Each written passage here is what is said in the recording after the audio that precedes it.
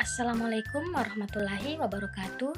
Perkenalkan, nama saya Yuniar Junuda dengan NIM 2303055016. Program Studi Gizi kelas A angkatan 2023. Di sini saya akan mencoba berbagi wawasan mengenai konsep dasar timbulnya penyakit, yaitu jaring-jaring sebab akibat atau the web of causation. Langsung saja kita masuk pada pengertian penyakit. Menurut Gold Medical Dictionary, penyakit adalah kegagalan dari mekanisme adaptasi suatu organisme untuk bereaksi secara tepat terhadap rangsangan atau tekanan yang mengakibatkan gangguan pada fungsi atau struktur dari organisasi atau sistem tubuh. Selanjutnya, konsep dasar timbulnya penyakit.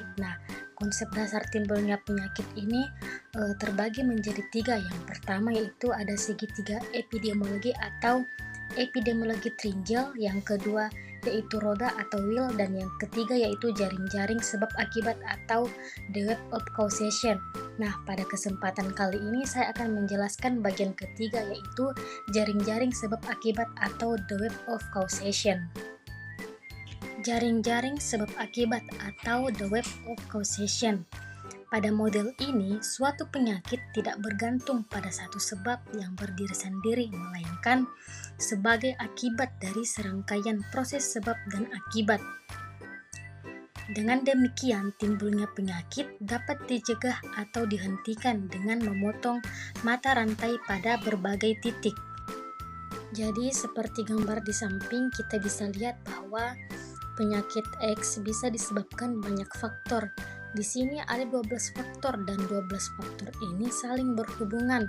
Sebagai contoh misalnya faktor 8 dapat menjadi sebab terjadinya faktor 3 dan faktor 3 dapat menjadi sebab terjadinya faktor 1 hingga kemudian munculnya penyakit X. Menurut para ahli, the web of causation sangat cocok untuk diterapkan menganalisis penyakit-penyakit yang ada kaitannya dengan perilaku atau gaya hidup.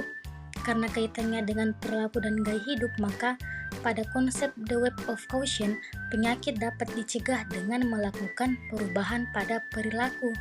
Dalam konsep ini disebut dengan memotong jaring. Konsep ini juga bisa diterapkan pada masalah kurang gizi. Seperti yang terlihat gambar di samping, masalah kurang gizi disebabkan oleh banyak faktor, mulai dari penyebab langsung, penyebab tidak langsung, pokok masalah di masyarakat, dan akar masalah yang sifatnya nasional.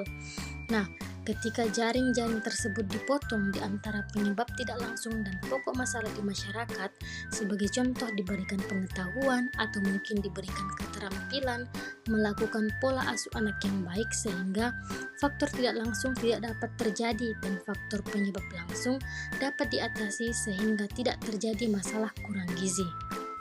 Adapun kriteria sebab akibat menurut Hill, yang pertama, kekuatan hubungan di mana besarnya angka dapat menunjukkan hubungan antara paparan atau sebab dengan kejadian suatu penyakit. Yang kedua, konsisten.